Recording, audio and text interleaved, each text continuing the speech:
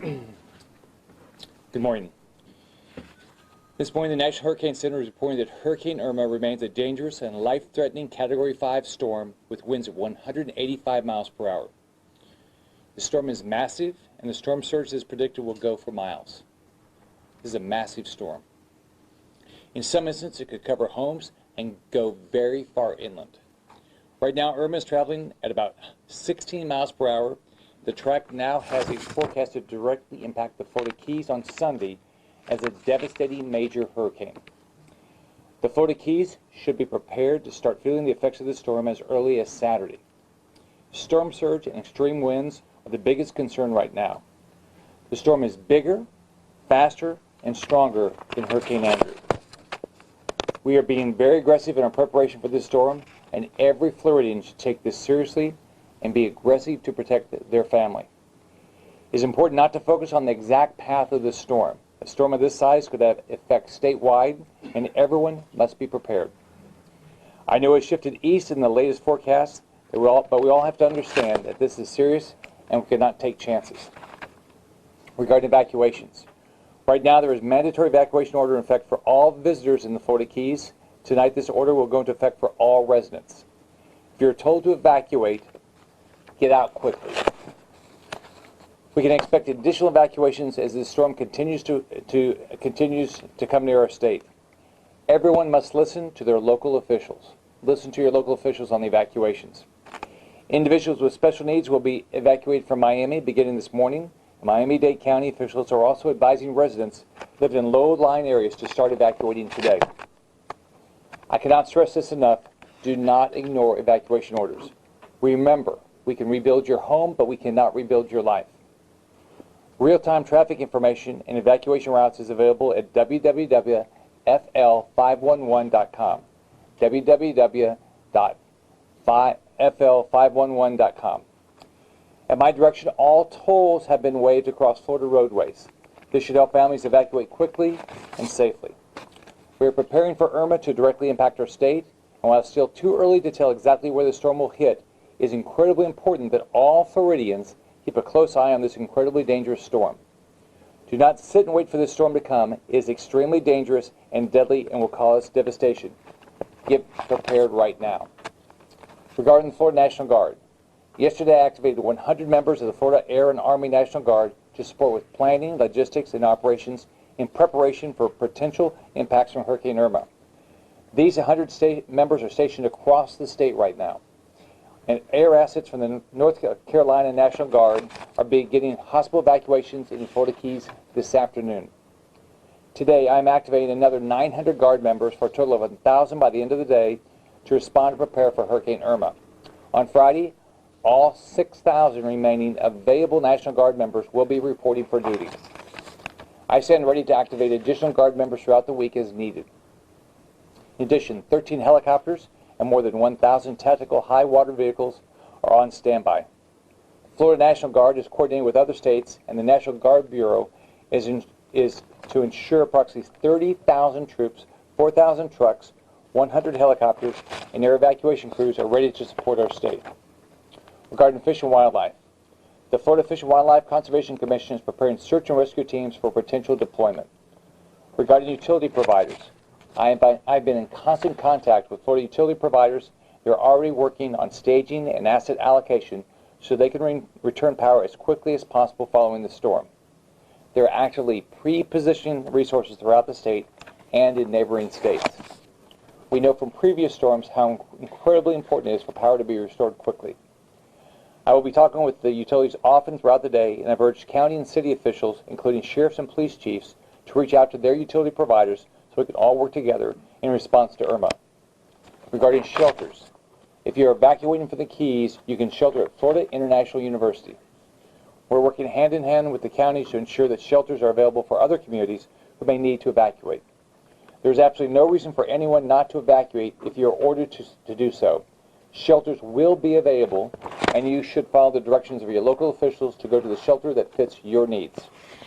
Families can go to www.floridadisaster.org/information or -info to learn where shelters are in your area.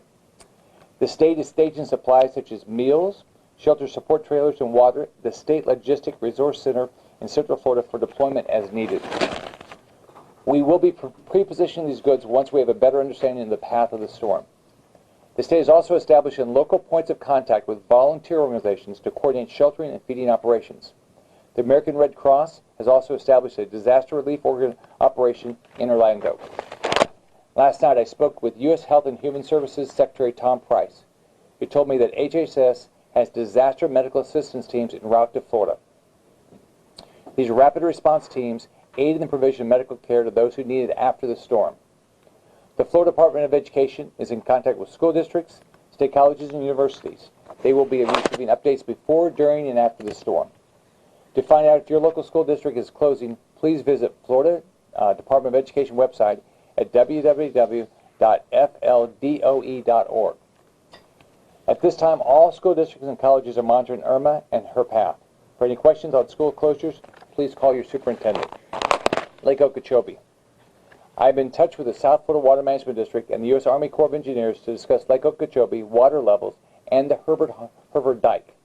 I will be speaking with them again later today. The U.S. Army Corps of Engineers and the South Florida Water Management District have begun lowering the water levels in Lake Okeechobee as well as the surrounding canals and moving as much water as possible to tide and south through flood control structures throughout its flood control system in preparation for the storm. Routine inspections of the Herbert Dike are taking place, and additional inspections will begin once the lake approaches 17 feet. The lake level right now is 13.68 feet. We've seen reports on the news of grocery stores being out of water. Members of the media, we ask that you partner with us to identify areas of need and report any confirmed shortages to the State Emergency Operations Center by calling 850-921-0217. If you'll call, we will work with our retailers to get to make sure they're getting the supplies back as quickly as possible. Yesterday, I signed a state of emergency and rescinded all weight and driver restrictions for highways. This allows us to get all the resources we need into our state. This includes bottled water and non-perishable foods. While retailers are working as quickly as possible to fill grocery shelves with water and other emergency resources, we ask that you prepare. But as you prepare, be considerate of your neighbors. Take what you need, but only what you need. We have been in touch with retailers, and more supplies are on the way. If you visited the store yesterday and found a shortage, you should go back today to get your supplies once everything has been replenished. Fuel availability. The state is monitoring fuel assistance requests and has contacted emergency fuel and equipment providers for status of emergency fuel supply and equipment. We're moving as much fuel through the system as fast as possible.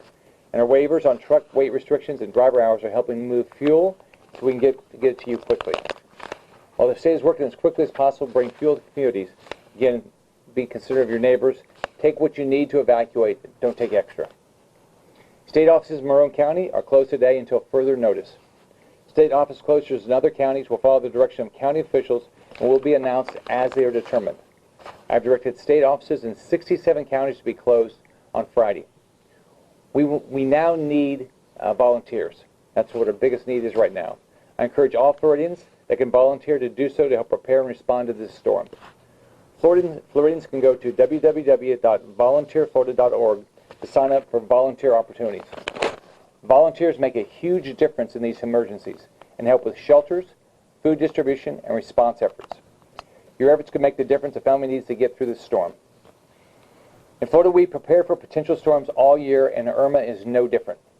Every family needs to have a plan, have a disaster preparedness kit, and be ready today. Do not sit and wait. Prepare right now. Don't watch the path. Assume right now it's going to impact the entire state. For details on how to create a personalized plan, visit www.floridadisaster.org/get-a-plan. If you need to fill your prescriptions, do it today. You can fill them early at your local pharmacy so you're prepared. We are working closely with our federal and local partners to make sure our communities have all the resources they need. Yesterday, President Trump approved my request to declare a pre-landfall emergency for the entire state of Florida, which freed up much-needed federal funding and assistance as we prepare for Irma. We are 100% focused on making sure Floridians and visitors have timely information on this storm, and we will continue to closely monitor Hurricane Irma and issue updates throughout the next few days. But I cannot stress this enough. get prepared. This is your responsibility. Know your evacuation zone. Listen to your locals. This storm has the potential to devastate our state, and you have to take this very seriously. Now, I've gone through a variety of tragedies. We went through Andrew. I had hospitals that we evacuated. We evacuated a hospital south because we thought the storm was going to go one path. It moved directly, hit that hospital. It was devastated. All the windows blown in. We had to hand vet patients for hours. So understand that even though we've seen the latest path that moves it a little bit further to the east, this thing can still go anywhere. There's still a great chance it's going to go up the west coast and even to the panhandle. So the entire state needs to be prepared. I'm glad to take any questions anybody has. Governor, is there any specific plan to get fuel here into the Keys?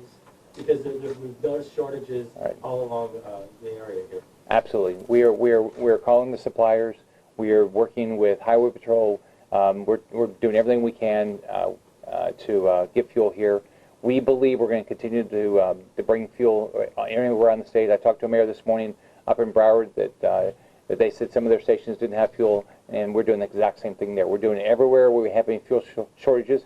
If you know of any, make sure you're letting the State Emergency Operations Team know, and we'll do everything we can to get the fuel here. Do they have escorts with police? I saw we do. flashing lights. We're doing everything we can. Highway Patrol's helping everything we can to get the fuel down. How long do you anticipate bringing in those supplies? We'll do it as long as we can. We'll continue bringing supplies as long as we can. But we've got to know. I know the retailers want to do their job, but if you let us know, then we can help the retailers make sure they have the information. Is there a concern that as people try to leave the Keys, try to leave Miami-Dade County, you're going to see a serious traffic issue, kind of like Houston saw years ago during Rita? Here's okay. If you listen to the evacuation orders are going to be given in a timely manner so people have time to evacuate. But if you wait, that's where the problem's going to happen. Whether it's Highway Patrol, FDLE, local law enforcement, DOT, we're going to try to keep all these evacuation rates open. But if you hear something, you got to tell us, but we're going to keep doing it. Governor, how do you reiterate the seriousness of this? Some Floridians tend to, we see hurricanes enough, they don't take it seriously necessarily. You brought up Hurricane Andrew. That's something that people remember. How do you reiterate how serious this can be? Well, let's think about Andrew. Andrew, in my case, I had 500 employees without homes. But here's what we didn't have in Andrew. We didn't have this amount of wind. Andrew was not as big as this is. This is 185-mile-an-hour winds, and they're tracking even higher than it sometimes. It's this has the potential for significant storm surge. We didn't have that in Andrew. If you remember last year in Irma, and it fortunately happened in an area where there were citizens, but not like in a major area. We had 10 feet of storm surge. I mean, that devastated. I mean, it goes in for miles. So you've got to. We have a plan in every community for if we're going to have storm surge, how far the water's going to go. And that's how they're making their evacuation orders. Listen to them. I have a daughter in Naples, and she lives inland a little bit, but she's listening. She's calling me all the time, asking me, and so I'm saying make sure you listen to your locals. But we have a plan. The whole state does, and so you got to listen. If the storm does travel northward, it'll constantly affect the state. So even after it passes South Florida, is there a concern that after the rain has stopped, even the storms close up to the Jacksonville area, of getting supplies down this way? We're going to do everything. You're always worried about everything, and so you worry about what's going to happen to bridges. You worry about what's going to happen to our roads. You worry about all these things. And so what you have is you plan what you're going to do to respond to it. So we are pre-positioning assets to the extent we can, and we'll move it south as fast as we can. But you got to be careful because not knowing exactly where this thing's going to go. But if you remember Matthew last year, it scraped the coast. But at any moment, I mean, it was only 20 miles off our coast. It could have come in and it completely scraped the coast, and it was not as big as this. This is way bigger. This is the potential for way more storm surge than Matthew had, and Irma was never this big, and Andrew was never this big. We've got time for one more. Governor, what about plans for traffic flow on the overseas highway in the coming days? Well, right now, if you look, the roads are open. You can get out.